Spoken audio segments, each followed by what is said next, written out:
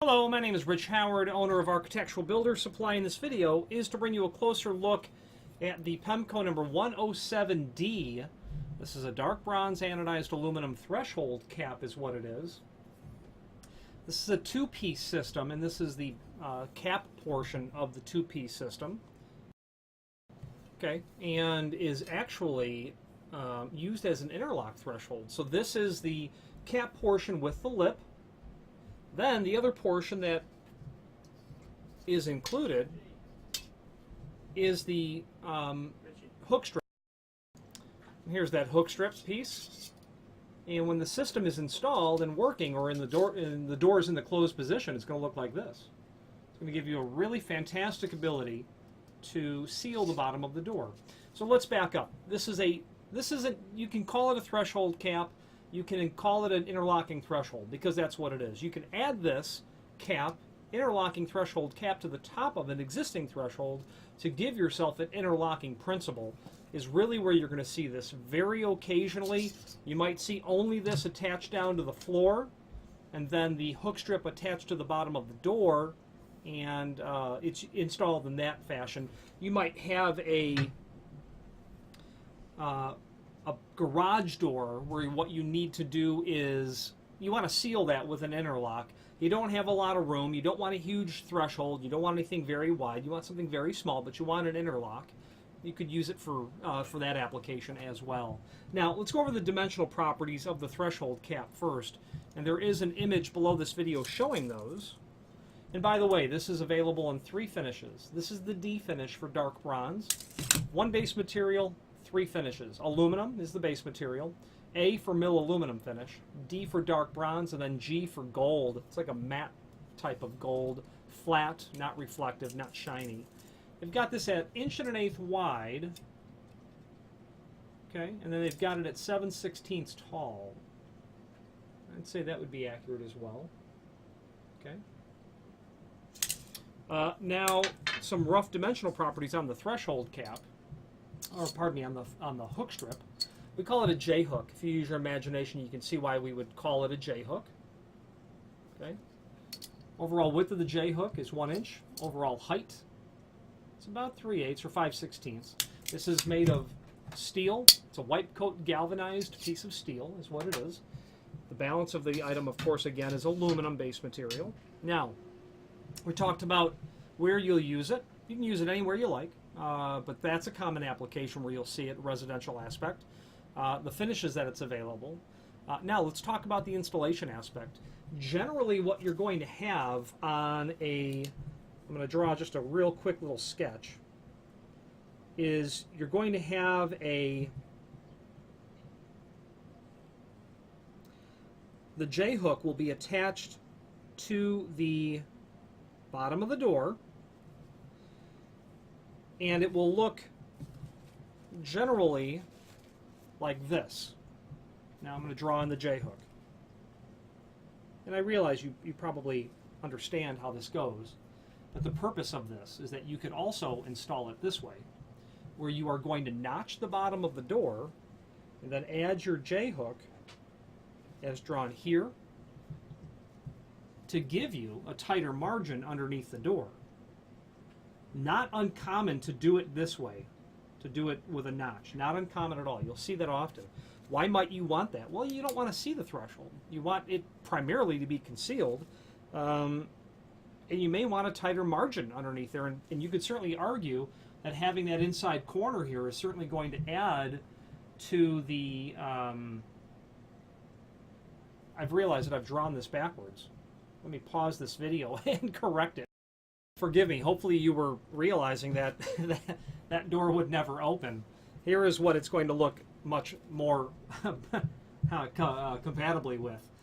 So the advantage of that, assuming that your door swings in, is you're not going to really see the backside of that threshold. Okay. Plus, with such a small 1 1/8 inch threshold, you're going to be able to get that to seat really underneath your door significantly. Is why you would notch that door. I'm looking at that drawing saying that door will never open. I hope you don't make it that way. Now, you can notch that door, whatever the case is. You're obviously going to nail the hook strip to the bottom of the door. Nails are actually included. You will, of course, screw the cap down with the countersunk. Screws are included in a complimentary finish. Okay. Available in lots of different lengths. And first of all, before I get into that, interlocking thresholds are a very elegant solution because they are giving you a very positive mechanical seal under the door. There's not a lot you can do when it's metal touching metal preventing that. Now obviously the transfer of thermal properties it's not very high because it's metal touching metal, but that's the downside, I suppose, of it. It's not a modern sort of piece of technology. Interlocking thresholds are several decades old, but they're known to be incredibly effective at giving you a very positive seal underneath the door.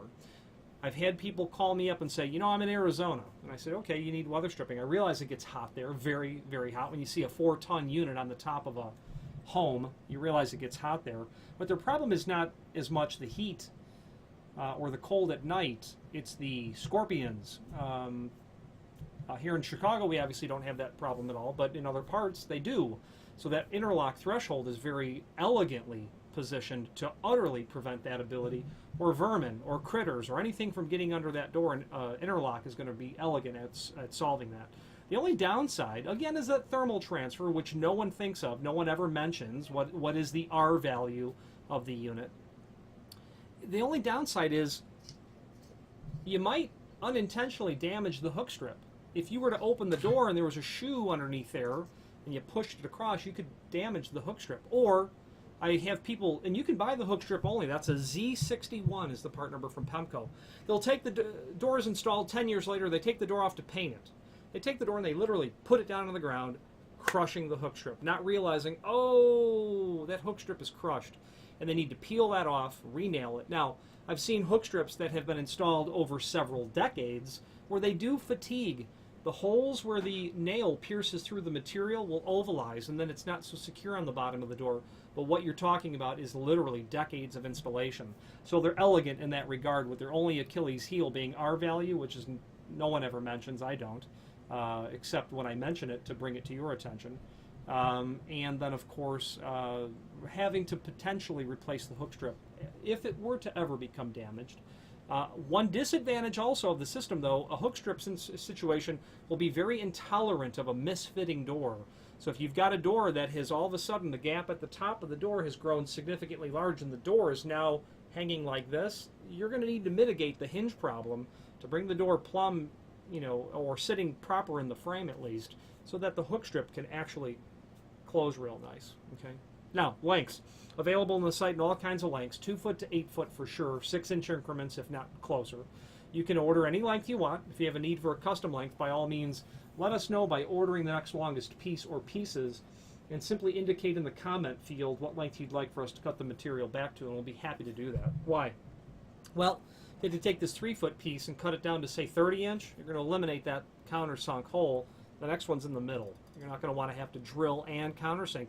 Drilling a hole, if you're installing a threshold, is probably not a big deal. But sometimes a client realizes, I don't own a countersink. So how are you going to get that flathead screw down? And someone doesn't have a 3/4-inch diameter jobber's drill bit to act as a countersink. So if you have need for a custom length, or at least get it super close, and you can just trim the end of it. But keep in mind, this is steel. This is not being cut with aviation snips. The factory has a proper ferrous cutting metal blade to do that. So keep in mind you will have to trim this as well. If you order the next longest length, we will not only locate that first countersink at the proper distance from the edge, but the proper center to center as well. Now, there is an option that's mentioned, typically mounted on an existing saddle type threshold to create an interlock. We talked about that. With a J hook, which is what's included, you can also get an L hook. So if we were to take the same scenario,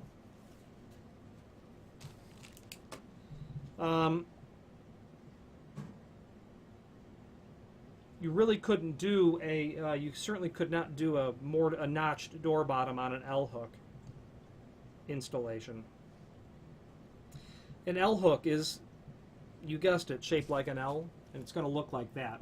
So you could surface mount the hook on the face of the door. If you did not want to unhang the door, you could potentially install the threshold cap down and then surface mount the L hook. That's possible. The L hook would be purchased separately. It would not be substituted or included.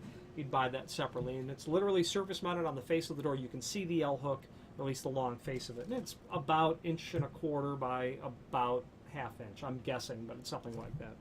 Finally, there's a link below this video to the manufacturer's page where you can pull up not only all of the Pemko products that we sell, but also a link to the manufacturer's website, as well as a link to the full product catalog. I would strongly suggest that you review the full line catalog and start that off by searching for 107 and get to the part in the catalog. I've got it open here. You can partially see it on this monitor.